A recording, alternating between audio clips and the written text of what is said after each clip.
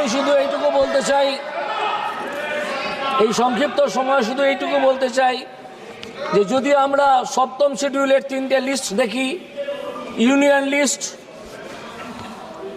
State list এবং combined list, concurrent list, তাহলে আমরা দেখব ইউনিয়ন লিস্টে আছে 97টা বিষয়, স্টেট লিস্টে আছে 66টা বিষয় এবং কম্বাইন্ড লিস্টে আছে 47টা বিষয়। তাহলে বোঝা যাচ্ছে যে স্টেট লিস্টে যে কটা বিষয় আছে আর কম্বাইন্ড লিস্ট, কনকারেন্ট লিস্টে যে কটা বিষয় আছে, দুটোকে যদি আমি মেলাই তাহলে কেন্দ্রীয় লিস্টে, সেন্ট্রাল লিস্টে আছে মাত্র, ইউনিয়ন লিস্টে আছে মাত্র 97টা বিষয়, যেটা দেখায় যে আমাদের দেশ আসলে একটা কনফেডারেশন, কিন্তু একটা ইউনিয়নের চরিত্র এর মধ্যে আছে। এই ইউনিয়ন দেখিয়ে দেবার একটা কদর্য প্রথাও আছে, সেটা হচ্ছে 356 ধারা। এই 356 ধারায় একটা রাজ্য সরকারকে ফেলে দেওয়া যায় কনস্টিটিউশনের এই প্রভিশনটাকে ব্যবহার করে। আগে তো যেতই, এখন একটু কম যায় এসআর বোমাইয়ের মামলার সুপ্রিম কোর্টের রায়ের পরে। আগে যেটা যেত সেখান থেকে আমি দেখছিলাম তৈরি হওয়ার সময় যে প্রথম যে 4টে 356 ধারার প্রয়োগ হয়েছিল 4টে রাজ্যে, তার মধ্যে 3টে হয়েছিল কংগ্রেস করেছিল, 3টে করেছিল কংগ্রেস, 50টা করেছিলেন মিসেস ইন্দিরা গান্ধী, 12টা করেছিলেন মনমোহন সিং, 11টা করেছিলেন নরসিমহা রাও। এইটা হচ্ছে যারা সংবিধান নিয়ে লাফালাফি করেন, হয়তো কোনোদিন সংবিধান নিয়ে মাঝের পিপুল গাছটায় উঠেও যেতে পারেন, তারা জেনে রাখবেন যে সংবিধান নিয়ে লাফালাফি করলেও সংবিধানকে, তার ফেডারেল ক্যারেক্টারকে ধ্বংস করছেন আপনারা। আমি এই বলে আমার বক্তব্য শেষ করব। সবাইকে প্রণাম জানিয়ে। श्री पीपी चौधरी जी।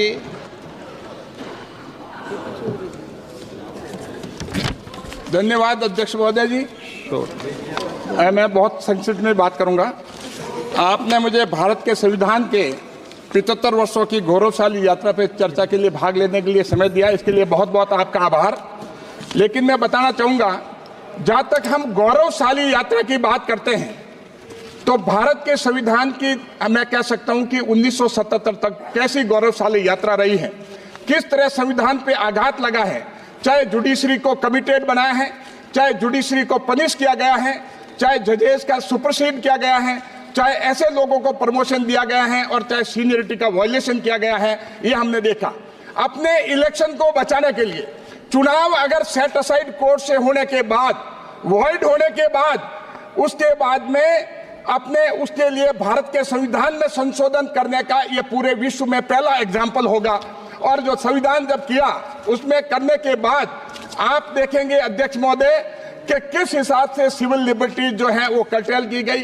और सारा जो इमरजेंसी पे मैं बहुत लंबा चौड़ा बोलना नहीं चाहता हूं, लेकिन एक बात आपको बताना चाहता हूं, जहां तक रिजर्वेशन की बात है, मैं मेरे कांग्रेस के मित्रों से चाहता हूं कि वो अपना स्टैंड ले। जैसे नेहरू जी का स्टैंड था, राहुल जी का स्टैंड है। राहुल जी अमेरिका में जाके कहते हैं कि रिजर्वेशन को खत्म होना चाहिए, और नेहरू जी ने जब ये कहा अपनी चिट्ठी लिख करके साफ का, संविधान बनते वक्त भी उन्होंने बड़ा जबरदस्त अपोजिशन किया कि रिजर्वेशन से जो है इनएफिशिएंट लोग, रिजर्वेशन से जो है थर्ड रेट और सेकंड रेट के लोग आ जाएंगे। क्या एससी एसटी सेकंड और थर्ड रेट के लोग हैं? क्या ये बता सकते हैं कि नेहरू जी ने चिट्ठी नहीं लिखी? और अंबेडकर जी ने जब अपना इस्तीफा दिया तो उन्होंने बीसी रॉय को लेटर लिखा कि अंबेडकर के इस्तीफे से कोई फर्क नहीं पड़ेगा कैबिनेट में।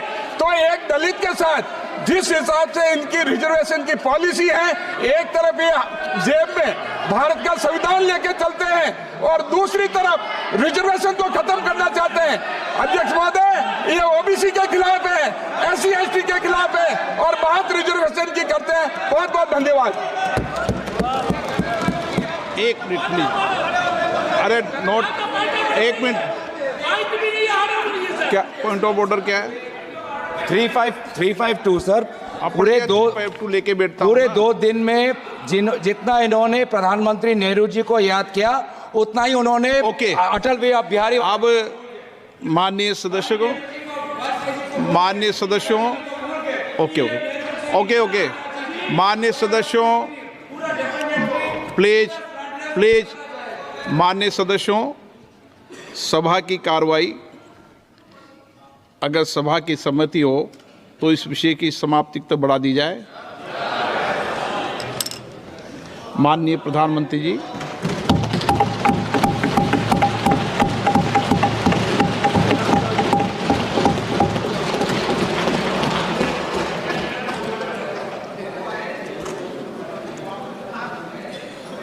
आदरणीय अध्यक्ष महोदय, हम सब के लिए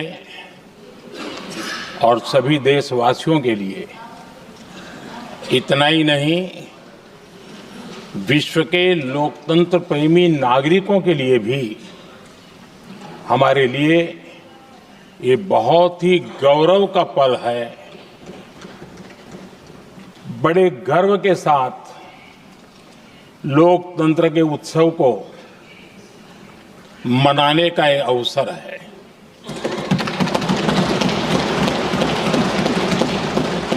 संविधान के 75 वर्ष की यात्रा, यादगार यात्रा और विश्व के सबसे महान और विशाल लोकतंत्र की यात्रा, इसके मूल में हमारे संविधान निर्माताओं की दीर्घदृष्टि, हमारे संविधान निर्माताओं का योगदान और जिसको लेकर के आज हम आगे बढ़ रहे हैं, ये 75 वर्ष पूर्ण होने पर एक उत्सव मनाने का पल है। मेरे लिए खुशी की बात है कि संसद भी इस उत्सव में शामिल होकर के अपनी भावनाओं को प्रकट कर रही है। मैं सभी माननीय सांसदों का आभार व्यक्त करता हूं कि जिन्होंने इस उत्सव के अंदर हिस्सा लिया। मैं उन सबका अभिनंदन करता हूं। आदरणीय अध्यक्ष जी, 75 वर्ष की उपलब्धि साधारण नहीं है, असाधारण है। और जब देश आजाद हुआ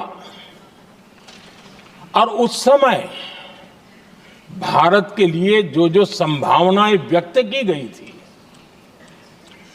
उन सभी संभावनाओं को निरस्त करते हुए, परास्त करते हुए भारत का संविधान हमें यहां तक ले आया है।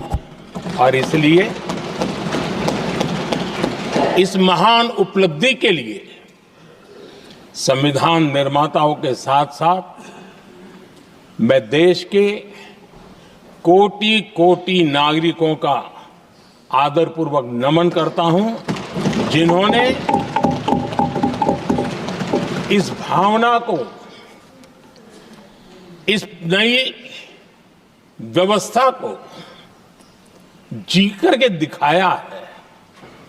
संविधान निर्माताओं की जो भावनाएं थी, उसको जीने में पिछले 75 साल भारत का नागरिक हर कसौटी पर खरा उतरा है। और इसलिए भारत का नागरिक सर्वाधिक अभिनंदन का अधिकारी है। आदरणीय सभापति जी, संविधान निर्माता इस बात में बहुत सजग थे। वो ये नहीं मानते थे कि भारत का जन्म 1947 में हुआ है। वो ये नहीं मानते थे कि भारत में लोकतंत्र 1950 से आ रहा है। वे मानते थे यहाँ की महान परंपरा को, महान संस्कृति को, महान विरासत को, हजारों साल की उस यात्रा को उसके प्रति वो सजग थे, उनको इस बात का पूरा भान था। आदरणीय सभापति जी, भारत का लोकतंत्र, भारत का गणतांत्रिक अतीत बहुत ही समृद्ध रहा है, विश्व के लिए प्रेरक रहा है, और तभी तो भारत आज मदर ऑफ डेमोक्रेसी के रूप में जाना जाता है। हम सिर्फ विशाल लोकतंत्र है इतना नहीं, हम लोकतंत्र की जननी है। आदरणीय सभापति जी, मैं जब ये कह रहा हूं तो मैं 3 महापुरुषों के कोट इस सदन के सामने प्रस्तुत करना चाहता हूं। राजर्षि पुरुषोत्तम दास टंडन जी, मैं संविधान सभा के अंदर हुई चर्चा का उल्लेख कर रहा हूं। उन्होंने कहा था, सदियों के बाद हमारे देश में एक बार फिर ऐसी बैठक बुलाई गई है, यह हमारे मन में अपने गौरवशाली अतीत की याद दिलाती है, जब हम स्वतंत्र हुआ करते थे, जब सभाएं आयोजित की जाती थी जिसमें विद्वान लोग देश के महत्वपूर्ण मामलों पर चर्चा करने के लिए मिला करते थे। दूसरा कोट मैं पढ़ रहा हूं डॉक्टर राधाकृष्णन जी का। वे भी इस संविधान सभा के सदस्य थे। उन्होंने कहा था, इस महान राष्ट्र के लिए गणतांत्रिक व्यवस्था नई नहीं है, हमारे यहां ये इतिहास के शुरुआत से ही है। और तीसरा कोट मैं बाबा साहब आम्बेडकर का कह रहा हूं। बाबा साहब आम्बेडकर जी ने कहा था, ऐसा नहीं है कि भारत को पता नहीं था कि लोकतंत्र क्या होता है। एक समय था जब भारत में कई गणतंत्र हुआ करते थे। आदरणीय सभापति जी, हमारे संविधान के निर्माण की प्रक्रिया में हमारी देश की नारी शक्ति ने संविधान को सशक्त करने में बहुत बड़ी भूमिका निभाई थी। संविधान सभा में 15 माननीय महिला सदस्य थी और सक्रिय सदस्य थी। मौलिक चिंतन के आधार पर उन्होंने संविधान सभा की डिबेट को समृद्ध किया था। और वे सभी बहनें अलग अलग बैकग्राउंड थी, अलग अलग क्षेत्र की थी, और संविधान में उन्होंने जो जो सुझाव दिए, उन सुझावों का संविधान के निर्माण पर बहुत बड़ा प्रभाव रहा था।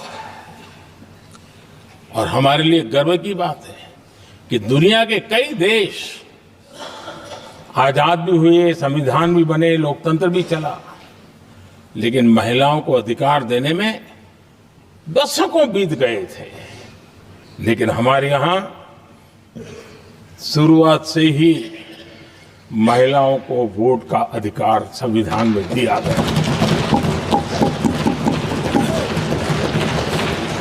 आदरणीय सभापति जी, जब G20 समिट हुई, उसी भावना को आगे बढ़ाते हुए, क्योंकि संविधान की भावना को लेकर के हम सब जीने वाले लोग हैं, हमने G20 की अध्यक्षता के दरमियान विश्व के सामने विमेन लेड डेवलपमेंट का विचार रखा। और विश्व के अंदर विमेन डेवलपमेंट से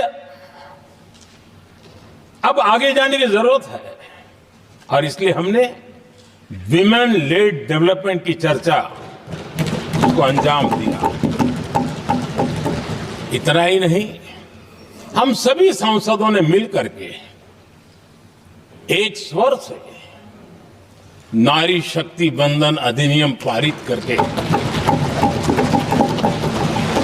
हमारी महिला शक्ति को भारतीय लोकतंत्र में उनकी भागीदारी सुनिश्चित करने के लिए हम लोगों ने कदम उठाए। आदरणीय सभापति जी, आज हम देख रहे हैं हर बड़ी योजना के सेंटर में महिलाएं होती है। और ये जब संविधान के हम 75 वर्ष मना रहे हैं, ये संयोग है और अच्छा संयोग है कि भारत के राष्ट्रपति के पद पर एक आदिवासी महिला ये हमारे संविधान की भावना की एक अभिव्यक्ति भी है।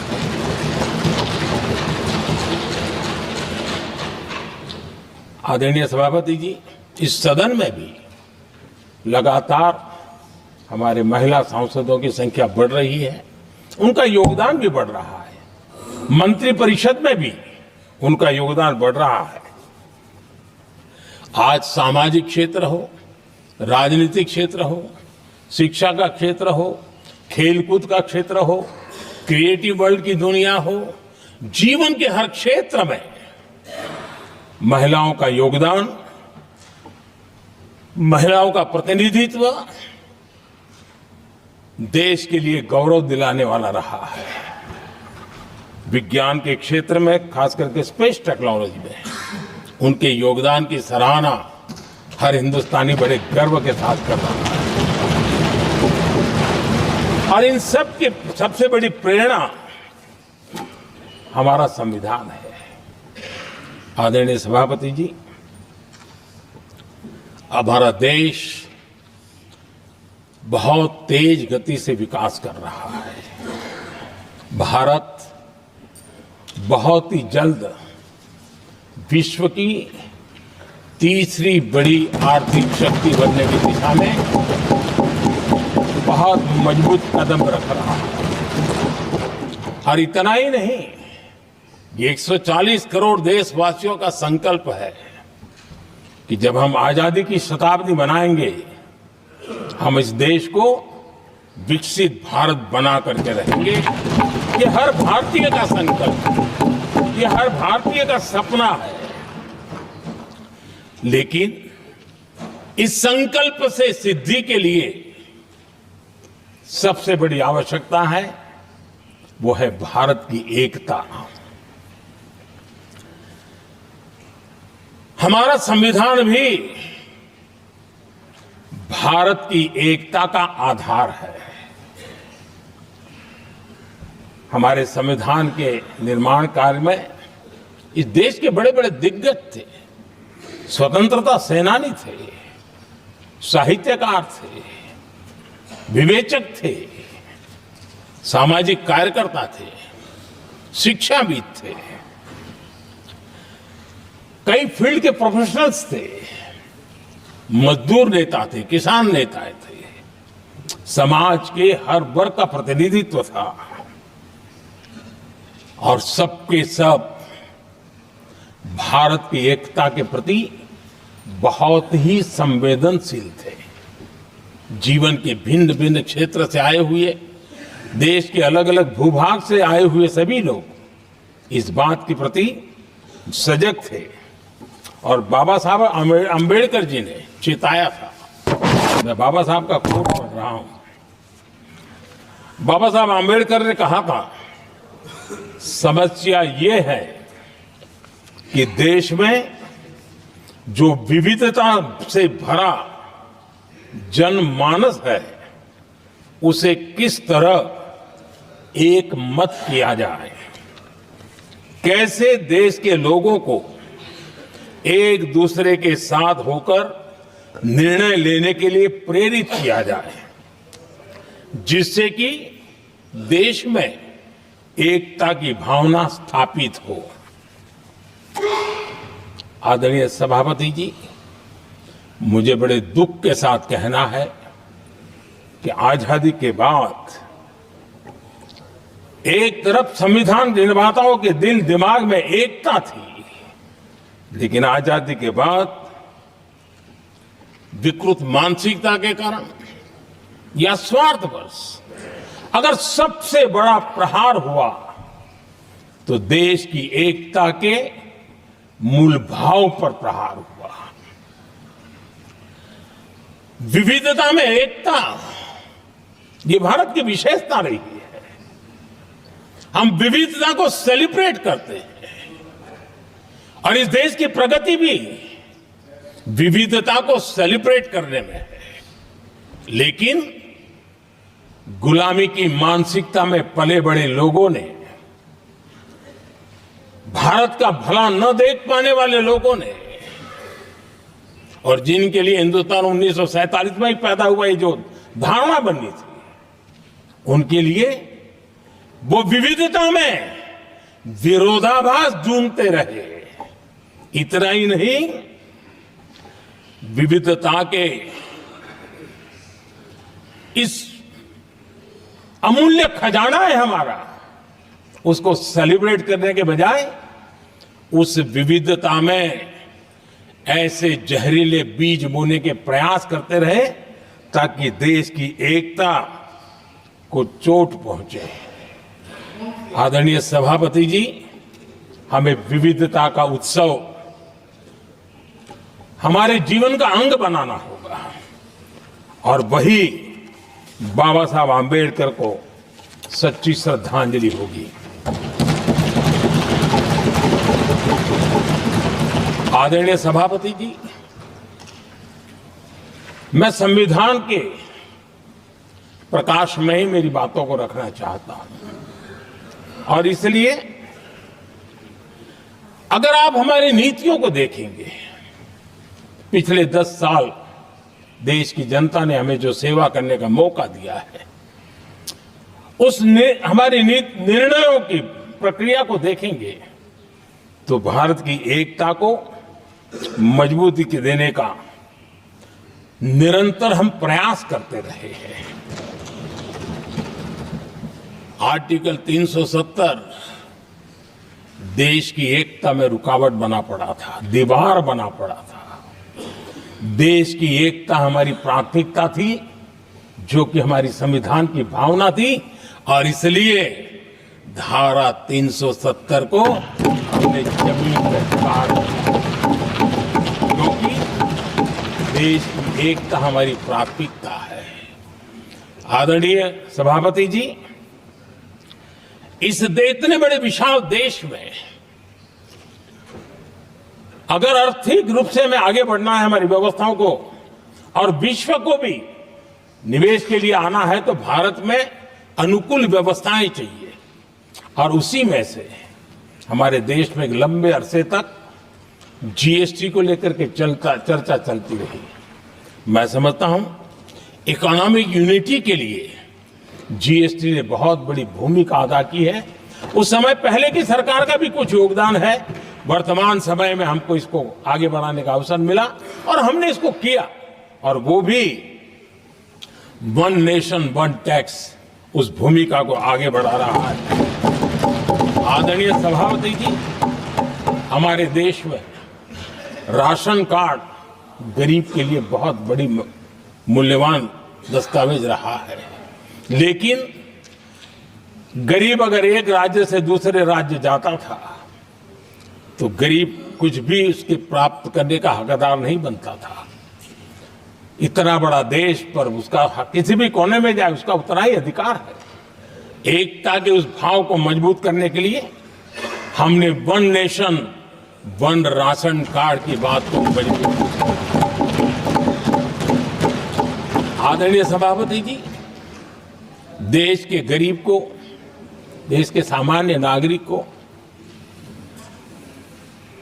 अगर मुफ्त में इलाज मिले तो गरीबी से लड़ने की उसकी ताकत अनेक गुना बढ़ जाती है। लेकिन उसके लिए जहां वो काम करता है वहां पर तो मिल जाए, लेकिन किसी काम बस वो बाहर गया है और वहां पर वो जीवन और मृत्यु की लड़ाई लड़ता हो, ऐसे समय अगर उसको सुविधा नहीं मिलेगी तो व्यवस्था किस काम की। और इसलिए देश की एकता के मंत्र को जीने वाले हम लोगों ने ये तय किया कि one nation one health card, और इसलिए हमने आयुष्मान भारत योजना बनाई। आज बिहार के दूर दराज क्षेत्र का व्यक्ति भी अगर पुणे में कुछ काम कर रहा है और अचानक बीमार हो गया तो उसके लिए आयुष्मान कार्ड होना बहुत इनफ है, उसकी सेवा मिल सकती है। आदरणीय सभापति जी, हम जानते हैं देश में कई बार ऐसा हुआ कि देश के एक हिस्से में बिजली थी लेकिन बिजली सप्लाई नहीं हो रही थी और उसके कारण दूसरे इलाके में अंधेरा था। और पिछली सरकार में हमने विश्व के अंदर भारत की बदनामी हेडलाइन से हुआ करती थी अंधेरे की, वो दिन हमने देखे हैं। और तब जाकर के एकता के मंत्र को लेकर के संविधान की भावना को जीने वाले हम लोगों ने वन नेशन वन ग्रिड को परिपूर्ण कर दिया। और इसलिए आज बिजली के प्रवाह को निर्विरोध रूप से हिंदुस्तान के हर कोने में ले जाया जा सकता है। आदरणीय सभापति जी, हमारे देश में इंफ्रास्ट्रक्चर में भी भेदभाव की बू आती रही है। हमने उसे मिटा करके देश की एकता को ध्यान में रखते हुए, एक संतुलित विकास को ध्यान में रखते हुए हमने उस भेदभाव, उस भावना को खत्म करके एकता को मजबूत किया। हमने नॉर्थ ईस्ट हो या जम्मू कश्मीर हो, हिमालय की गोद के इलाके हो या रेगिस्तान के सटे हुए इलाके हो, हमने पूरी तरह इंफ्रास्ट्रक्चर को एक सामर्थ्य देने का प्रयास किया है ताकि एकता के भाव को अभाव में से कारण कोई दूरी पैदा न हो, उसमें से बदलने का हमने काम किया। आदरणीय सभापति जी, युग बदल चुका है और हम नहीं चाहते हैं कि डिजिटल के क्षेत्र में हैव्स एंड हैव्स नॉट की स्थिति बन जाए। देश के लिए समान रूप से, और इसलिए दुनिया के अंदर बड़े गर्व के साथ हम कहते हैं कि भारत का जो डिजिटल इंडिया की जो सक्सेस स्टोरी है उसका एक कारण है हमने टेक्नोलॉजी को डेमोक्रेटाइज करने का प्रयास किया है। और उसी का भाग है ये हमारे संविधान निर्माताओं ने हमें दिशा दिखाई है कि हमने ऑप्टिकल फाइबर हिंदुस्तान की हर पंचायतों तक ले जाने का प्रयास किया है ताकि भारत की एकता को मजबूती देने में हमें ताकत मिले। आदरणीय सभापति जी, हमारा संविधान की अपेक्षा है एकता की, और इसी को ध्यान में रखते हुए हमने मातृभाषा के महात्म्य को स्वीकारा है। मातृभाषा को दबा करके हम देश के जनमानस को संस्कारित नहीं कर सकते, और इसलिए हमने न्यू एजुकेशन पॉलिसी में भी मातृभाषा को बहुत बल दिया है। और अब मेरे देश का गरीब का बच्चा भी मातृभाषा में डॉक्टर इंजीनियर बन सकता है, क्योंकि हमारा संविधान सबसे पीछे है, उनकी सबसे दरकार करने का हमें आदेश देता है। इतना ही नहीं, हमने क्लासिकल लैंग्वेज की दिशा में भी कई लैंग्वेजेस जो जिनका हक बनता था उनको हमने उस स्थान पर रख करके हमने उनका सम्मान किया था। देश भर में एक भारत श्रेष्ठ भारत का अभियान देश के एकता को मजबूत और नई पीढ़ी को वो संस्कारित करने का काम हमारी तरफ से चल रहा है। आदरणीय सभापति जी, काशी तमिल संगमम और तेलुगु काशी संगमम ये आज एक बहुत बड़ा इंस्टीट्यूशनलाइज हुआ है और समाज के निकटता को मजबूती देने का एक सांस्कृतिक प्रयास भी हमारा चलता रहा है, क्योंकि उसका कारण यही है कि संविधान की मूल धारा में भारत की एकता का महात्म्य स्वीकार किया गया है और उसको हमें बल देना चाहिए। आदरणीय सभापति जी, संविधान के आज 75 वर्ष हो रहे हैं, लेकिन हमारे यहां तो 25 वर्ष का भी महत्व होता है, 50 वर्ष का भी महत्व होता है, 60 साल का भी महत्व होता है। जरा हम इतिहास की तरफ नजर करें कि संविधान यात्रा के इन महत्वपूर्ण पड़ाव का क्या हुआ था। जब देश संविधान के 25 वर्ष पूरे कर रहा था, उसी समय हमारे देश में संविधान को नोच लिया गया, इमरजेंसी आपातकाल लाया गया,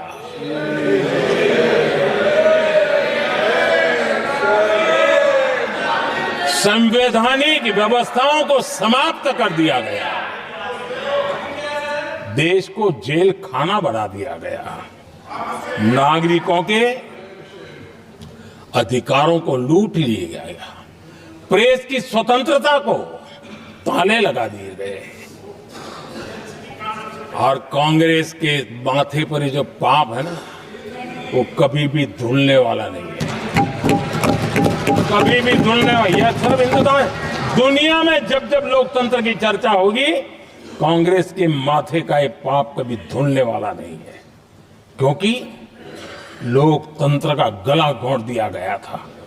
भारत के संविधान निर्माताओं की तपस्या को मिट्टी में मिलाने की कोशिश की गई थी।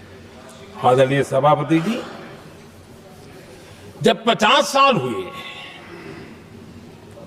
तब क्या भुला दिया गया था? जी नहीं, अटल बिहारी वाजपेयी जी की सरकार थी और 26 नवंबर को 2000 देश भर में संविधान का 50वां वर्ष मनाया गया था। अटल बिहारी वाजपेयी जी ने प्रधानमंत्री के नाते राष्ट्र को एक विशेष संदेश दिया था, एकता, जनभागीदारी, साझेदारी, उसके महत्व पर बल देते हुए उन्होंने संविधान की भावना को जीने का प्रयास किया था, जनता को जगाने का भी प्रयास किया था। और अध्यक्ष जी, जब देश संविधान का 50 वर्ष मना रहा था और जब 50 वर्ष की पूर्णाहुति हुई, तो ये मेरा भी सौभाग्य था कि मुझे भी संविधान की प्रक्रिया से मुख्यमंत्री बनने का अवसर मिल गया। और मैं जब मुख्यमंत्री था, उसी कार्यकाल में संविधान के 60 साल हुए और तब मैंने तय किया था मुख्यमंत्री के नाते कि हम गुजरात में संविधान के 60 साल मनाएंगे। और इतिहास में पहली बार ऐसा हुआ है जब संविधान के ग्रंथ को हाथी पर बनाई हुई अंबाड़ी में रखा गया, उस विशेष व्यवस्था में रखा गया। हाथी पर संविधान की यात्रा निकल, संविधान गौरव यात्रा निकाली गई और राज्य का मुख्यमंत्री उस संविधान के नीचे हाथी के बगल में पैदल चल रहा था और देश को संविधान का महत्व समझाने का सांकेतिक प्रयास कर रहा था। ये सौभाग्य भी मुझे प्राप्त हुआ था, क्योंकि हमारे लिए संविधान का महत्व क्या है। और आज 75 साल हुए, हमें अवसर मिला। और मुझे याद है जब मैंने लोकसभा के पुराने सदन के अंदर जब 26 नवंबर को संविधान दिवस मनाने की बात कही थी, तब एक वरिष्ठ नेता ने सामने से आवाज उठाई थी कि 26 जनवरी तो है, 26 नवंबर की क्या जरूरत है। क्या भावना घर कर गई थी, ये बहुत पुरानी बात रही है। इसी सदन में मेरे सामने हुआ था। लेकिन आदरणीय सभापति जी, मेरे लिए खुशी की बात है कि इस विशेष सत्र में अच्छा होता, संविधान की शक्ति, संविधान की विविधताओं पर चर्चा होती, नई पीढ़ी को काम आता। लेकिन हर एक की अपनी अपनी मजबूरियां होती है, हर कोई अपना दुख किसी न किसी रूप में प्रकट करता रहता है। कईयों ने अपनी विफलताओं का दुख प्रकट किया है। अच्छा होता दलगत भावनाओं से उठ करके देश हित में संविधान की चर्चा हुई होती, तो समृद्धि मिलती अनेक देश की नई पीढ़ी को। आदरणीय सभापति जी, मैं तो संविधान के प्रति विशेष आदर का भाव व्यक्त करना चाहूंगा कि संविधान की भावना थी कि मेरे जैसे अनेक लोग जो यहां पहुंच नहीं पाते, ये संविधान था जिसके कारण हम पहुंच पाए। क्योंकि हमारा कोई बैकग्राउंड नहीं था, हम यहां तक कैसे आते हैं? ये संविधान का सामर्थ्य था, जनता जनार्दन के आशीर्वाद थे। इतना बड़ा दायित्व, और मेरे जैसे बहुत लोग यहाँ भी हैं जिनका ऐसा कोई बैकग्राउंड नहीं है, यही एक सामान्य परिवार से आए हैं, और आज संविधान ने हमें यहाँ तक पहुँचाया है। और ये भी कितना बड़ा सौभाग्य है कि हमें देश ने इतना स्नेह दिया, एक बार नहीं, दो बार नहीं, 3 बार। ये हमारे संविधान के बिना संभव नहीं था। आदरणीय सभापति जी,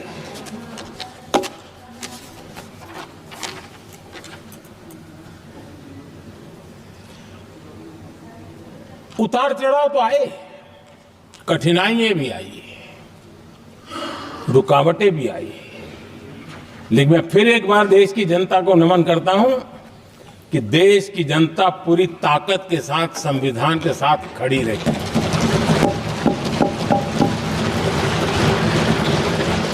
आदरणीय सभापति जी, मैं आज यहां किसी की व्यक्तिगत आलोचना करना नहीं चाहता हूं, लेकिन तथ्यों को देश के सामने रखना जरूरी है, और इसलिए मैं तथ्यों को रखना चाहता हूं। कांग्रेस के एक परिवार ने संविधान को चोट पहुंचाने में कोई कोर कसर नहीं छोड़ी है।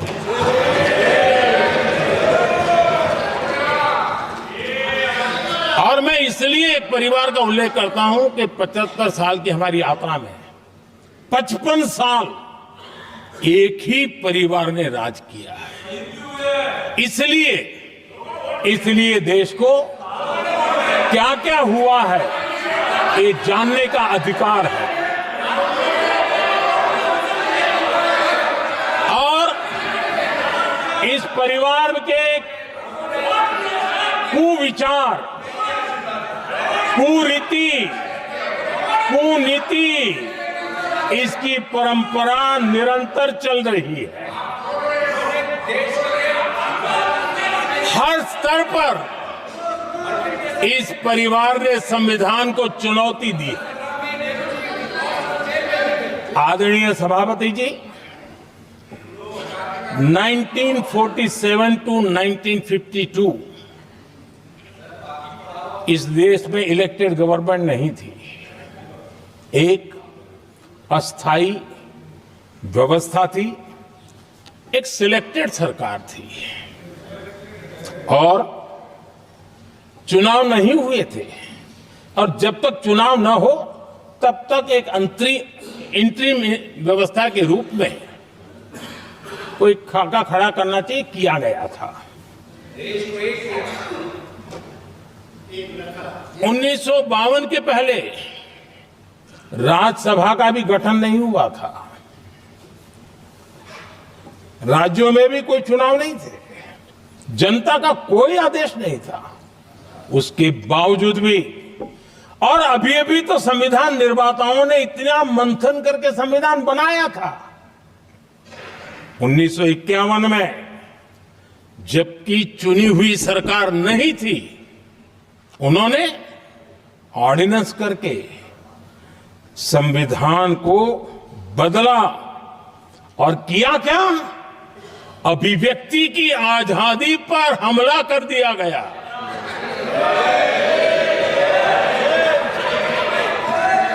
और ये संविधान निर्माताओं का भी अपमान था, क्योंकि ऐसी बातें कोई संविधान सभा में नहीं आई होगी, ऐसा नहीं है, लेकिन वहां उनकी चली नहीं। तो बाद में जैसे ही मौका मिला, उन्होंने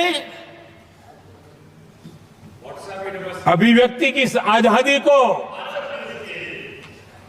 उस पर उन्होंने हथौड़ा मार दिया। और ये संविधान निर्माताओं का घोर अपमान है।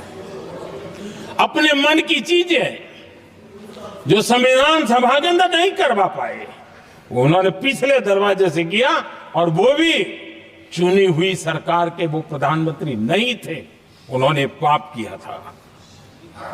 इतना ही नहीं, इतना ही नहीं, आदरणीय सभापति जी, उसी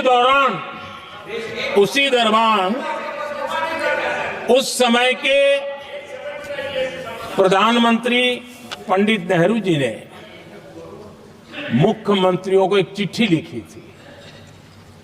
उस चिट्ठी में उन्होंने लिखा था, नेहरू जी लिखते हैं, अगर संविधान हमारे, आगे नेहरू जी लिखते हैं, अगर संविधान हमारे रास्ते के बीच में आ जाए, ये नेहरू जी लिख रहे हैं, अगर संविधान हमारे रास्ते के बीच में आ जाए, आगे नेहरू जी कह रहे हैं, तो हर हाल में संविधान में परिवर्तन करना चाहिए। ये नेहरू जी ने मुख्यमंत्रियों को चिट्ठी लिखी।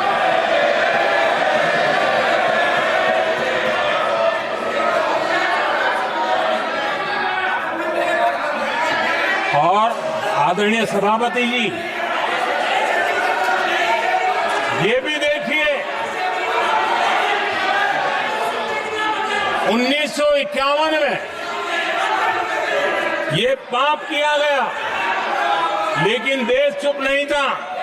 उस समय राष्ट्रपति डॉक्टर राजेंद्र प्रसाद जी ने चेताया, ये गलत हो रहा है। उस समय स्पीकर पद पर बैठे हुए हमारे स्पीकर महोदय ने भी पंडित जी को कहा, गलत कर रहे हो। इतना ही नहीं, आचार्य कृपलानी जी, जयप्रकाश नारायण जैसे महान कांग्रेसी लोगों ने भी पंडित नेहरू ने कहा कि ये रोको, लेकिन पंडित जी का अपना संविधान चलता था और इसलिए उन्होंने इतने वरिष्ठ महानुभावों की सलाह मानी नहीं और उसे भी उन्होंने दरकिनार कर दिया। और आदरणीय सभापति जी,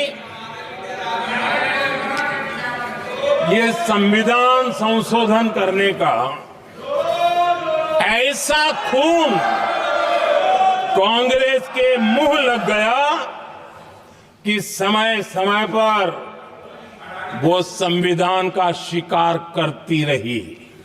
ये खून मुंह पे लग गया। इतना ही नहीं, संविधान के स्पिरिट को लहू लहान करती रही। आदरणीय सभापति जी, करीब 6 दशक में 75 बार संविधान बदला गया। आदरणीय सभापति जी,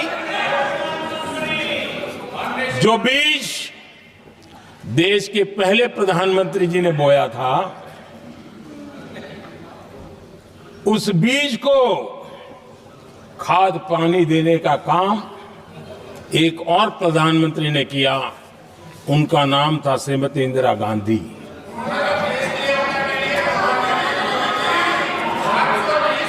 जो पाप पहले प्रधानमंत्री करके गए और जो खून लग गया था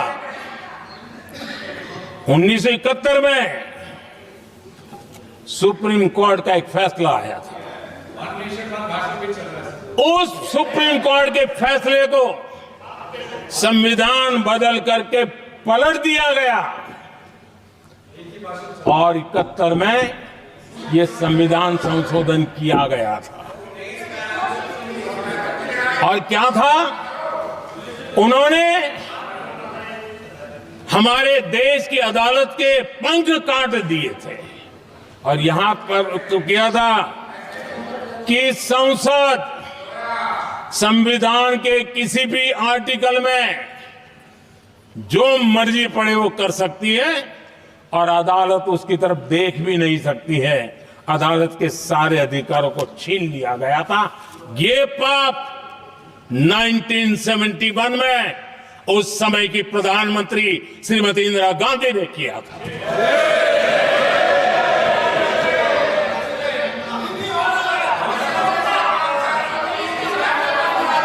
और इस परिवर्तन ने इंदिरा जी की सरकार को मौलिक अधिकारों को छीनने का और न्यायपालिका पर नियंत्रण करने का अधिकार दिया, सक्षम बना दिया था। आदरणीय सभापति जी, खून मुंह पे लग गया था, कोई रोकने वाला था नहीं। और इसलिए जब इंदिरा जी के चुनाव को गैर रीति के कारण, असंवैधानिक तरीके से चुनाव लड़ने के कारण अदालत ने उनके चुनाव को खारिज कर दिया और उनको एमपी पद छोड़ने की नौबत आई, तो उन्होंने गुस्से में आकर के देश पर इमरजेंसी थोप दी, आपातकाल लगा दिया अपनी कुर्सी बचाने के लिए। और उसके बाद इतना ही नहीं, उन्होंने इमरजेंसी तो लगाई, संविधान का दुरुपयोग तो किया ही किया, भारत के लोकतंत्र का गला तो घोंट ही दिया। लेकिन 1975 में 39वां संशोधन किया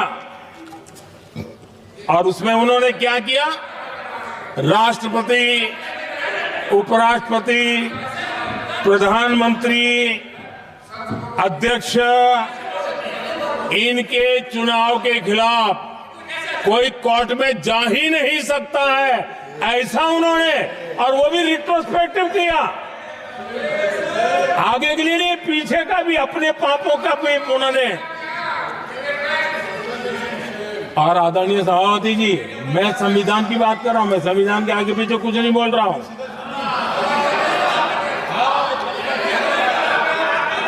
आदरणीय सभापति जी,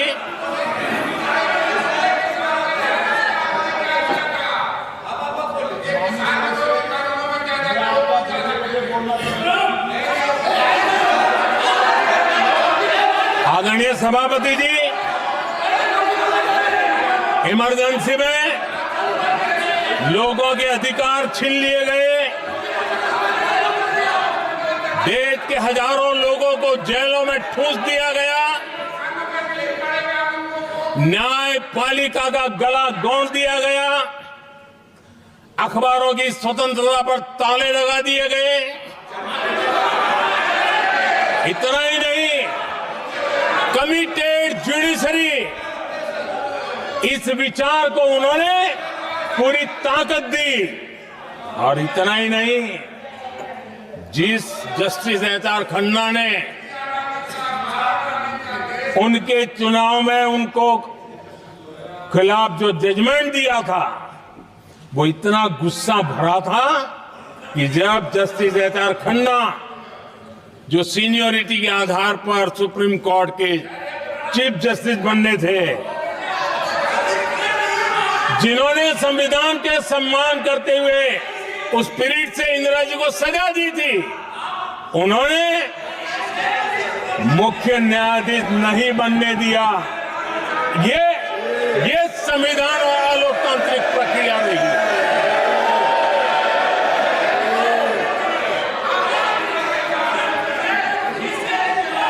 आदरणीय सभापति जी, यहां भी ऐसे कई दल बैठे हैं जिनके मुखिया भी सारे जेल में हुआ करते थे। ये इनकी मजबूरी है कि वहां जाके बैठे हैं, उनको भी जेलों में ठूस दिया गया था।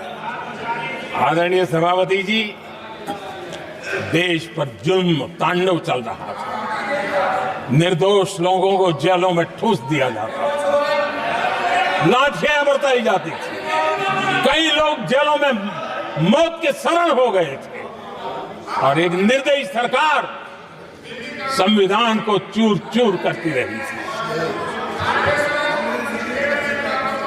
आदरणीय सभापति जी, ये परंपरा यहां नहीं रुकी। जो परंपरा नेहरू जी ने शुरू की थी, जिसको दूसरे प्रधानमंत्री जी इंदिरा जी ने आगे बढ़ाया, क्योंकि खून मुंह पे लग गया था, और इसलिए राजीव गांधी जी प्रधानमंत्री बने, उन्होंने संविधान को एक और गंभीर झटका दे दिया। सबको समानता, सबको समानता, सबको न्याय, उस भावना को चोट पहुंचाई।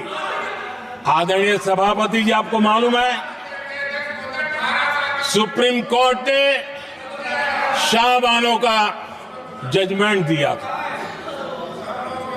एक भारत की महिला को न्याय देने का काम संविधान की मर्यादा और स्पिरिट के आधार पर देश की सुप्रीम कोर्ट ने दिया था।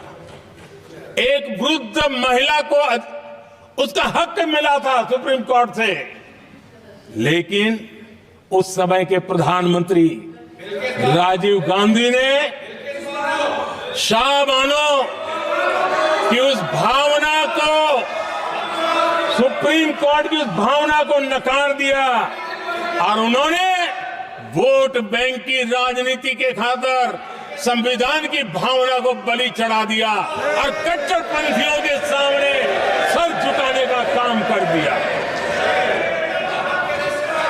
उन्होंने न्याय के लिए तड़प रही एक वृद्ध महिला को साथ देने के बजाय उन्होंने कट्टरपंथियों का साथ दिया। संसद में कानून बना करके सुप्रीम कोर्ट के निर्णय को फिर एक बार पलट दिया गया। आदरणीय सभापति जी, बात वहां से नहीं अटकी है। नेहरू जी ने शुरू किया, इंदिरा जी ने आगे बढ़ाया और राजीव जी ने भी उसको ताकत दी, खाद पानी देने का काम किया। क्यों? संविधान के साथ खिलवाड़ करने का लहू उनके मुंह लग गया। आदरणीय सभापति जी, अगली पीढ़ी भी इसी खिलवाड़ में जुड़ी पड़ी है। एक किताब को मैं कोट कर रहा हूं, उस किताब में जो लिखा गया है और उसमें प्रधानमंत्री उस समय के मेरे पहले जो प्रधानमंत्री थे उनको कोट किया है। उन्होंने कहा है, मुझे यह स्वीकार करना होगा कि पार्टी अध्यक्ष सत्ता का केंद्र है। ये मनमोहन सिंह जी ने कहा है, जो एक किताब में लिखा गया है। मुझे यह स्वीकार करना होगा कि पार्टी अध्यक्ष सत्ता का केंद्र है। सरकार पार्टी के प्रति जवाबदेह है। इतिहास में पहली बार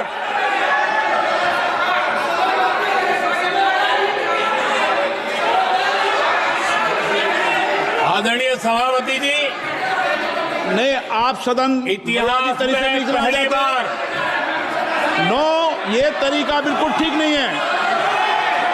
सदन के नेता बोल रहे हैं, आपको मर्यादा रखनी चाहिए। ऐसे सदन नहीं चलेगा इस तरीके से, गलत तरीका आपका ये। माननीय प्रधानमंत्री जी, आदरणीय सभापति जी, इतिहास में पहली बार संविधान को ऐसी गहरी चोट पहुंचा दी गई।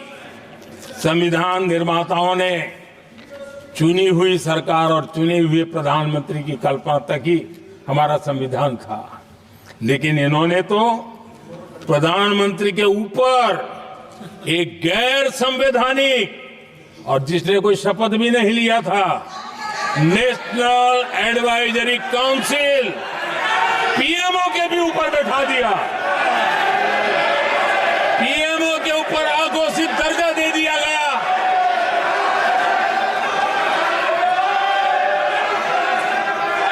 आदरणीय सभापति जी, इतना ही नहीं, और एक पीढ़ी आगे चले और उस पीढ़ी ने क्या किया? भारत के संविधान के तहत देश की जनता जनार्दन सरकार चुनती है और वो सरकार का मुखिया कैबिनेट बनाता है। ये संविधान के तहत है। इस कैबिनेट ने जो निर्णय किया, संविधान का अपमान करने वाले अहंकार से भरे लोगों ने पत्रकारों के सामने कैबिनेट के निर्णय को फाड़ दिया। संविधान को हर मौके पर संविधान के साथ खिलवाड़ करना, संविधान को न मानना, ये जिनकी आदत हो गई थी। और दुर्भाग्य देखिए, एक अहंकारी व्यक्ति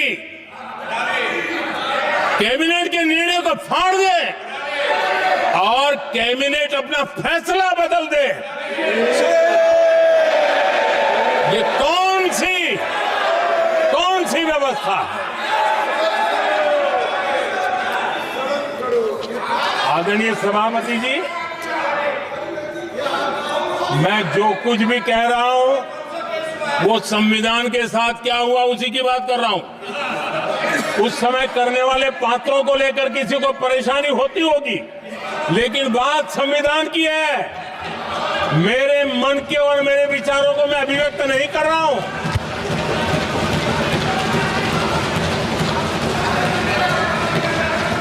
आदरणीय सभापति जी, कांग्रेस ने निरंतर संविधान की अवमानना की, संविधान के महत्व को कम किया। कांग्रेस इसके अनेक उदाहरणों से भरा पड़ा हुआ है। संविधान के साथ धोखेबाजी कैसे करते थे, संवैधानिक संस्थाओं को कैसे नहीं मानते थे, इस देश में बहुत कम लोगों को मालूम होगा। 370 की तो पता है सबको, 35A का पता बहुत कम है। संसद में आए बिना, जबकि संसद में आना पड़ता, संसद को ही अस्वीकार कर दिया गया। भारत के संविधान का अगर कोई पहला पुत्र है तो ये संसद है, उसको भी उन्होंने गला घोंटने का काम किया। 35A जो संसद में लाए बिना उन्होंने देश पर थोप दिया, और अगर 35A न होता तो जम्मू कश्मीर में जो हालत पैदा हुई वो हालत पैदा न हुई होती। राष्ट्रपति के आदेश पर यह काम किया गया और देश की संसद को अंधेरे में रखा गया। आदरणीय सभापति,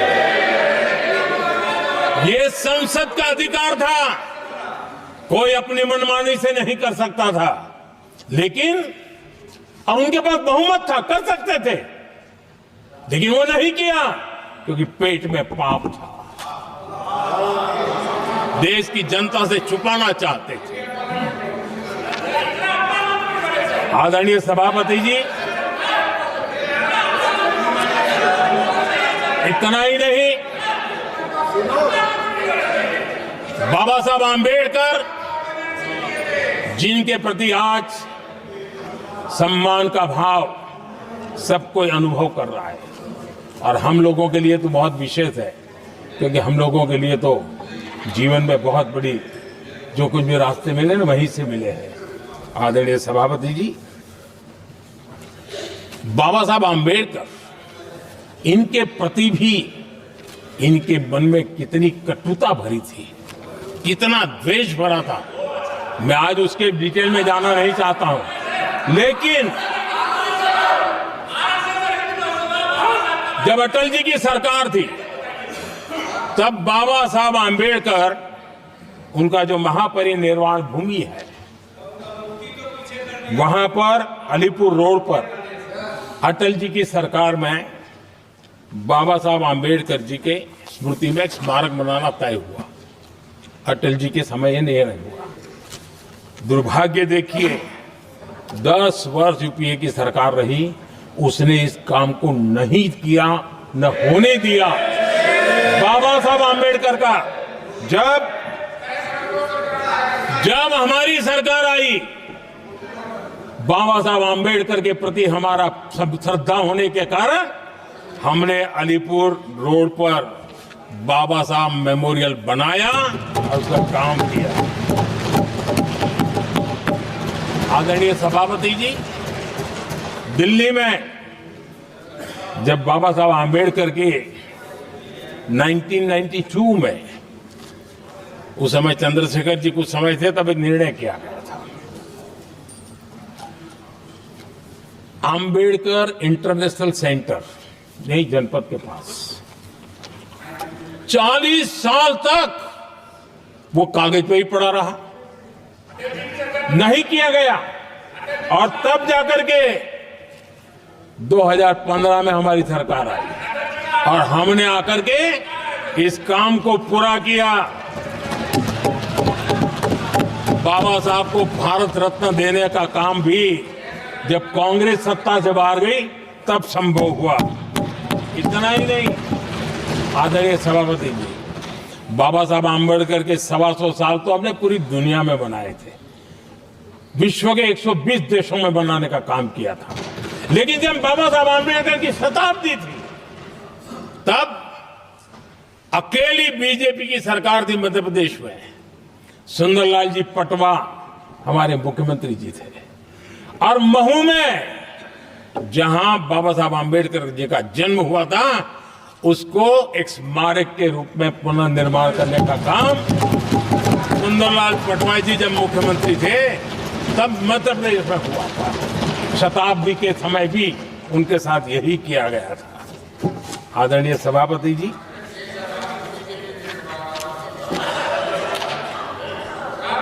हमारे देश में बाबा साहब आम्बेडकर एक दीर्घदृष्टा थे। समाज के दबे कुचले लोगों को मुख्य धारा में लाने के लिए वो प्रतिबद्ध थे और एक लंबे सोच के साथ भारत को अगर विकसित होना है तो भारत का कोई अंग दुर्बल नहीं रहना चाहिए, ये चिंता बाबा साहब को सताती थी। और तब जाकर के हमारे देश में आरक्षण की व्यवस्था बनी। लेकिन वोट बैंक की राजनीति में छुपे हुए लोगों ने, डूबे हुए लोगों ने धर्म के आधार पर, तुष्टीकरण के नाम पर आरक्षण के अंदर कुछ न कुछ नुक्सेदेनी करने का प्रयास किया और इसका सबसे बड़ा नुकसान एससी, एसटी और ओबीसी समाज को हुआ है। आदरणीय सभापति जी, आरक्षण की कथा बहुत लंबी है। नेहरू जी से लेकर के राजीव गांधी तक कांग्रेस के प्रधानमंत्रियों ने आरक्षण का घोर विरोध किया है। हिस्ट्री कह रही है आरक्षण के विरोध में लंबी लंबी चिट्ठियां स्वयं नेहरू जी ने लिखी है, मुख्यमंत्रियों को लिखी है। इतना ही नहीं, सदन में आरक्षण के खिलाफ लंबे लंबे भाषण इन लोगों ने किए हैं। बाबा साहब आम्बेडकर समता के लिए और भारत में संतुलित विकास के लिए आरक्षण के लेकर के आए, उन्होंने उसके खिलाफ भी झंडा ऊंचा किया हुआ था। दशकों तक मंडल कमीशन के रिपोर्ट को डिब्बे में डाल दिया था। जब कांग्रेस को देश ने हटाया, जब कांग्रेस गई, तब जाकर के ओबीसी को आरक्षण मिला। तब तक ओबीसी को आरक्षण नहीं मिला। ये कांग्रेस का पाप है। अगर उस समय मिला होता तो आज देश के अनेक पदों पर ओबीसी समाज के लोग भी देश की सेवा करते, लेकिन नहीं करने दिया, नहीं होने दिया। ये पाप इन्होंने किया था। आदरणीय सभापति जी, जब हमारे यहां संविधान का निर्माण चल रहा था, तब संविधान निर्माताओं ने धर्म के आधार पर आरक्षण होना चाहिए कि नहीं होना चाहिए, इस विषय पर घंटों तक, दिनों तक गहन चर्चा की है, विचार विमर्श किया है और सबका मत बना है कि भारत जैसे देश की एकता और अखंडता के लिए धर्म के संप्रदाय के आधार पर आरक्षण नहीं हो सकता है। सुविचारित मत था, ऐसा नहीं कि भूल गए थे, रह गया था। सोच विचार कर तय किया गया था कि भारत की एकता और अखंडता के लिए संप्रदाय और धर्म के आधार पर यह नहीं होगा। लेकिन कांग्रेस ने सत्ता सुख के लिए, सत्ता भूख के लिए, अपनी वोट बैंक को खुश करने के लिए धर्म के आधार पर आरक्षण का नया खेल खेला है, जो संविधान की भावना के खिलाफ है। इतना ही नहीं, दे भी दिया कुछ जगह पे, और सुप्रीम कोर्ट से झटके लग रहे हैं। और इसलिए अब दूसरे बहाने से बहाने बता रहे हैं, ये करेंगे वो करेंगे। मन में साफ है, धर्म के आधार पर आरक्षण देना चाहते हैं, इसलिए खेल खेले जा रहे हैं। संविधान निर्माताओं के भावनाओं पर गहरी चोट करने का ये निर्लज्ज प्रयास है। आदरणीय सभापति जी, आदरणीय सभापति जी,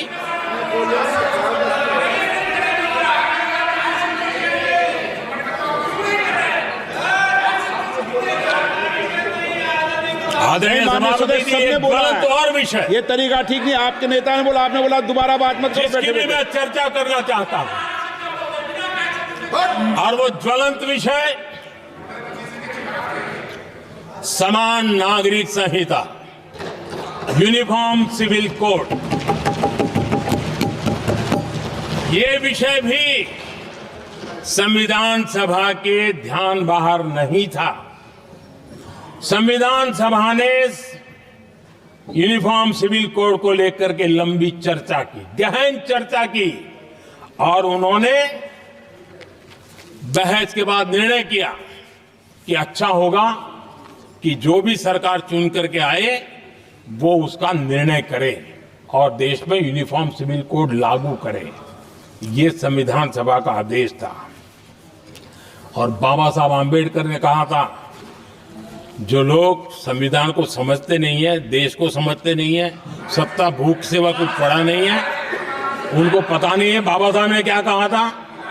बाबा साहब ने कहा था, धार्मिक आधार पर बने, ये मैं बाबा साहब की बात कर रहा हूं, इतना वीडियो कट करके घुमाना मत। आदरणीय सभापति जी, बाबा साहब ने कहा था, धार्मिक आधार पर बने पर्सनल लॉ को खत्म करने की बाबा साहब ने जोरदार वकालत की थी। उस समय के सदस्य के.एम. मुंशी जी ने कहा था, समान नागरिक संहिता को राष्ट्र की एकता और आधुनिकता के लिए अनिवार्य बताया था। कमा मुंशी जी ने। सुप्रीम कोर्ट ने भी कई बार कहा है कि देश में यूनिफॉर्म सिविल कोड जल्द से जल्द लाना चाहिए। सरकारों को आदेश दिए हैं सुप्रीम कोर्ट ने, और उसी संविधान की भावना को ध्यान में रखते हुए, संविधान निर्माताओं की भावनाओं को ध्यान में रखते हुए, हम पूरी ताकत से लगे हुए हैं सेक्युलर सिविल कोड के लिए। और आज कांग्रेस के लोग संविधान निर्माताओं की भावना का भी, सुप्रीम कोर्ट की भावना का भी अनादर कर रहे हैं, क्योंकि उनकी राजनीति को सूट नहीं करता है। उनके लिए संविधान वो पवित्र ग्रंथ नहीं है, उनके लिए एक हथियार है राजनीति का। खेल खेलने का हथियार बना दिया। लोगों को डराने के लिए संविधान को हथियार बनाया जाता है। आदरणीय सभापति जी, और ये कांग्रेस पार्टी, उनको तो संविधान शब्द भी उनके मुंह में शोभा नहीं देता है। इसलिए जो अपनी पार्टी के संविधान को नहीं मानते हैं, जिन्होंने अपनी पार्टी के संविधान को कभी स्वीकार नहीं किया है, क्योंकि संविधान को स्वीकार करने के लिए एक लोकतांत्रिक स्पिरिट लगता है जो जिनकी रगों में नहीं है। सत्तावाद और परिवारवाद भरा पड़ा है। अब आप देखिए जो कैसी शुरुआती कितनी गड़बड़ हुई है। मैं कांग्रेस की बात कर रहा हूं। 12 कांग्रेस की प्रदेश की कमेटियों ने 12 प्रदेश कमेटियों ने सरदार पटेल के नाम पर सहमति